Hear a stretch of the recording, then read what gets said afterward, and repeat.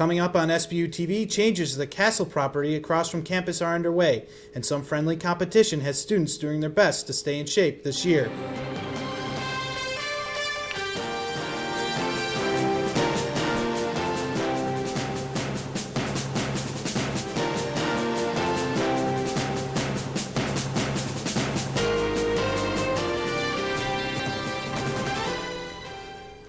Hello, and thanks for watching Sbu TV. I'm Kevin Clark. And I'm Liz Witter. The old castle property across from St. Bonaventure's campus will soon be home to Bonaventure Square, a complex that will house apartments, retail shops, a hotel, and more. I found out what's next for the 17 acres. This lot won't look like this for much longer. Developer Ross Wilson and Associates and the university are making progress to turn the vacant property into a lifestyle complex for both the campus and community. And just last month, it gained municipal approval. The town board endorsed both the establishment of a planned development district, that's the zoning, and the environmental impact. While preliminary plans are already out for the development, what's next is a full site plan with all the details. After that time, we'll be able to start preparing the site. There's a lot of infrastructure. The university purchased the property in 2003 for $1.8 million. It entered the agreement for development in February 2009. Bonaventure Square has letters of intent from 5 businesses: E Street Entertainment, a bowling alley, sports bar, and an entertainment complex, apartments, bookstore, a hotel, and a sportsplex. Things Senior Vice President for Finance and Administration, Brenda McGee, says will bring more money into the area. We think for the local business and merchants that would be a very, very positive development. McGee hopes Bonaventure Square will link community and campus by bringing in venues that both will enjoy. Construction is expected to begin in spring 2011. It really is, we think, an opportunity to bring some of the university to some of the community. McGee says funding for the project isn't an issue, and securing a grant to cover some of the costs is possible. We are fortunate to continue to have a very high degree of interest from private equity and others. It just is the right project in the right place at the right time. For Sbu TV, I'm Liz Witter.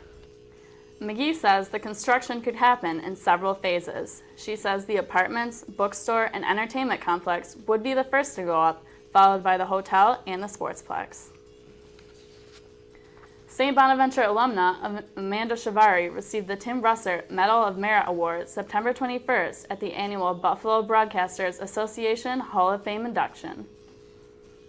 Ciavarri got her start in television at the Bob Coop Broadcasting Lab, anchoring and reporting for Sbu TV News. The Buffalo Association of Broadcasters presents the Tim Russert Medal of Merit Award annually to a college student who exhibits a passion for broadcast journalism. Ciavarri currently works for Fox 40 WICZ TV in Binghamton, covering human interest stories across the greater Binghamton area. For Sbu TV, I'm Amanda Ciavarri. The Richter Center's Ironman Challenge is back for its 3rd straight year. The event challenges students, faculty, and staff to complete 112 miles of biking, 26.2 miles of running or walking, and 2.4 miles of swimming or rowing. Participants record their progress after each workout, and those who complete the challenge are rewarded with a t-shirt.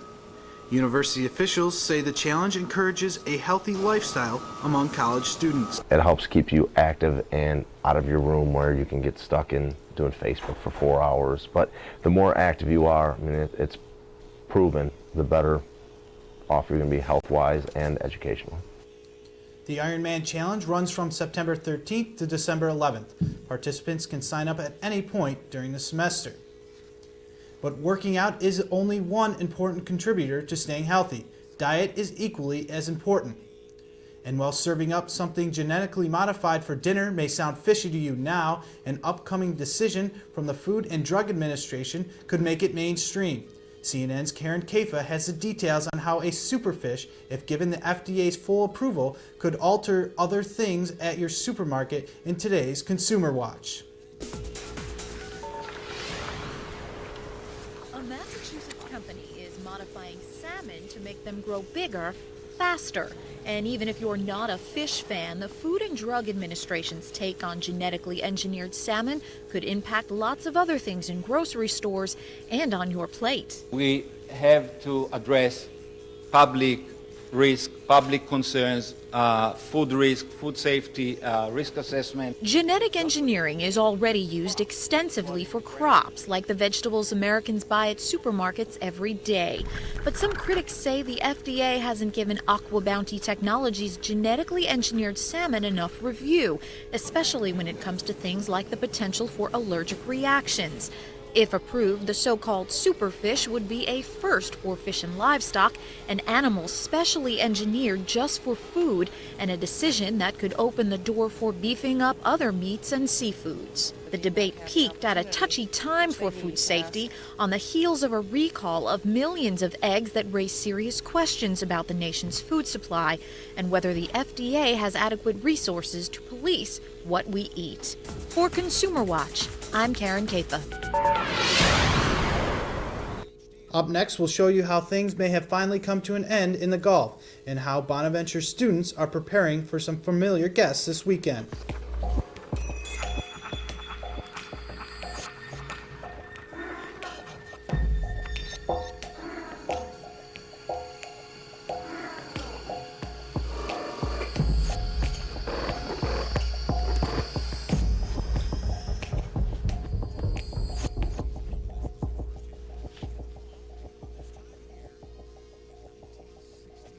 A big announcement this week from retired Admiral Thad Allen, the White House's point person in the Gulf oil spill. Here's CNN's April Williams with the report. A Sunday to lift the spirits of the Gulf Coast. After months of frustration in the region, U.S. officials say an oil well blowout that polluted marshes, killed wildlife, and stained beaches has been permanently plugged. Workers spent the weekend pulling out the pipe used to pump the cement that sealed the well shut. An estimated 4.9 million barrels escaped into Gulf waters during the disaster before the flow was contained in late July. John Wright is a contractor who worked on the project. When we drilled into it, there was no sign of hydrocarbon in the annulus, so that means it's unlikely that there was oil flowing up the backside of the casing. 40 miles off the Louisiana coast, an explosion in late April on the oil rig Deepwater Horizon killed 11 people and unleashed the worst oil spill in American history. Intense national and international attention on the story sprang up, with a microscope on energy company BP, the well's owner, to clean up the disaster. The amount of press focus absolutely is probably the most different from the previous projects we've been involved in. President Obama hailed the sealing off of the well, but said the government will continue to work in the region to repair economic and environmental damage from the disaster. I'm April Williams, reporting from Atlanta. For some St. Bonaventure students, school doesn't end after 4 years. Graduate school is the next step for those looking to further their education. But before students can move on to get their MBA, they must take the Graduate Management Admissions Test, or the GMAT. This year, St. Bonaventure is offering its students a chance to practice the GMAT online. The practice test is completed through an online program, much like a regular classroom, only virtual. And like a real classroom, seats and times are limited. Officials say the online practice test will be beneficial to the students who take it. The GMAT itself, the actual test for admission to graduate school, is solely online. That if someone wants to take the test, they must take it online. So it's nice that the practice is also online because it simulates the real experience. For more information or to register for the online practice, visit www.captest.com/practice. Friday, September 24th through Sunday, September 26th, St. Bonaventure will host its annual Family Weekend. The 6th annual Bonagany Festival will be a focal point of Family Weekend. Allegany's Main Street will be filled with local vendors, musical performers, inflatable rides, and more. A new event this year will be the Bonafit 5K Walk and Run on the Allegheny River Trail for students and their families and faculty and staff.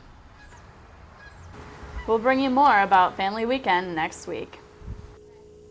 Coming up in sports, SBU student athletes came together last week to walk for a cure, and a new golf coach tees off with the SBU golf team. Get up, stand up, Come on, my sister, don't give up the fight.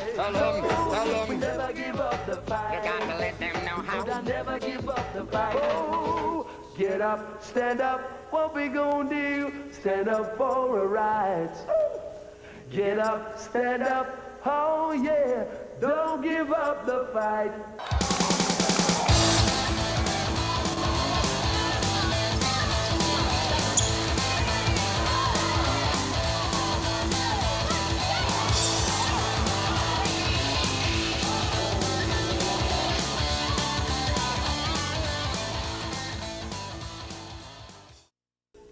Young children are suffering from a terminal disease called cystic fibrosis. Members of the athletic department went out to show their support last week. Leah Murphy has the story. Bonaventure athletes laced up their sneakers last week, not for competition, but to take part in the Great Strides Walk to raise awareness about cystic fibrosis. You two go on the prowler. All right. Bona's strength and condition coach, Darryn Fiske, is the reason this walk takes place. He explains the disease. Cystic fibrosis is a genetic disease that affects the lungs and the digestive systems of the human body. This walk really hits home for Coach Fiske as he has a personal reason for wanting to find a cure for cystic fibrosis. My 5-year-old nephew, Andrew, was diagnosed at birth with cystic fibrosis. And it was devastating. It's devastating because it being a genetic disease, as a parent myself of 2 children, I thought, geez, maybe my kids might have it themselves. The biggest thing was to bring awareness to this disease and also to raise money for research to help find a cure, or to at least, at the very most, help extend people's lives. Junior softball player Diane Phalon has reasons of her own about why she cares so much about raising awareness. Best friends from home. He was a grade below me, and he had the disease obviously since he was a small child, and he recently lost his battle. I feel like now, like, I need to carry out everything that he was doing. You know, he was always, you know, trying to help out the foundation, doing whatever he could, because he knew even if it didn't make a difference for him, it would make a difference for someone else. The fight against cystic fibrosis brings college and community together. We all get along with Coach Fiske great, and just about every one of the athletes comes out and supports it, and that kind of gets the community involved. It's a good cause for us as student athletes to get out and make sure it's noticed, and we all support everything that everybody does, so it's good to all come together and raise awareness like we have been. Obviously very emotionally overwhelming to have the love and support of all of our family, Coach Fiske, and it's unique that he has the ability to reach out to so many more people. We appreciate all of their support from all of the athletes and the coaches and parents and all those people who have become involved in kindergarten and loving it. He played soccer and t-ball over the summer and did a great job. It means the world because we're that much closer to a cure every time that he does this, and they raise so much money for it, and it helps so much. It really does touch your heart. For Sbu TV, I'm Leah Murphy. The walk raised more than $27,000. If you would like to be part of the cause, you can log on to www.cff.org and make a donation. Sbu TV continues to introduce you to news faces in sports. This week, we bring you the story of rookie golf coach Brett Muchek. 2005 graduate at St. Bonaventure University, golf coach Brett Muchek left Bonaventure unsure of what he wanted to do in life, which led him to Florida. I had this great opportunity to work at Isleworth Country Club in Orlando, which is home of some of the most elite PGA golfers in the world. Well, I started doing motivational speaking when I lived in Orlando, Florida, and that's what made me move back up into my hometown up here. When Coach Muchek heard about the open position for the St. Bonaventure golf coach, it seemed like a perfect fit. I had a strong passion for golf and then a strong passion for helping kids and getting them motivated, and I thought, well, coaching pretty much sums all that up. According to athletic director Steve Watson, a love of St. Bonaventure is a must-have for the golf coach. We've only had a few coaches, and all of our coaches have been real Bonaventure people, so that was one of the things that was important. I love St. Bonaventure. It was the best decision I ever made in my entire life, and for me to come back here and be a part of this tradition that this golf team has was a no-brainer for me. Even with his experience as a motivational speaker, it took some time for Coach Muchek to get his team over their initial struggles. We finished dead last in the Turning Stone Invitational. There was 5 guys out there trying to play for a score. This past tournament, there was 5 guys out there playing together trying to win a tournament. We got them working a little bit harder now, and I think it is showing since we just won the Leo Keenan this past weekend here. For the rest of the season, we have a goal of finishing the top 3 in the rest of our tournaments. While Coach Muchek has set goals for the golf team and competition, his most important goal has to do with the players themselves. I'm here at St. Bonaventure basically trying to create character for these guys. And my goal as a coach, we want to win golf tournaments and I want them to improve as a golfer, but more so I want them to walk away better people. For Sbu TV, I'm Erin Lowry. The golf team will be playing at the Cornell Invitational September 25th and 26th. Every year, students at St. Bonaventure pay a student university fee. Some of it goes to pay for student activities, and some of it covers the cost of the athletic program. Next week, Sbu TV will report on how much students pay to fund St. Bonaventure sports compared to other colleges and universities. That's all for this week on Sbu TV. I'm Kevin Clark. And I'm Liz Witter. For the rest of us here in the Coop Lab, thanks for watching.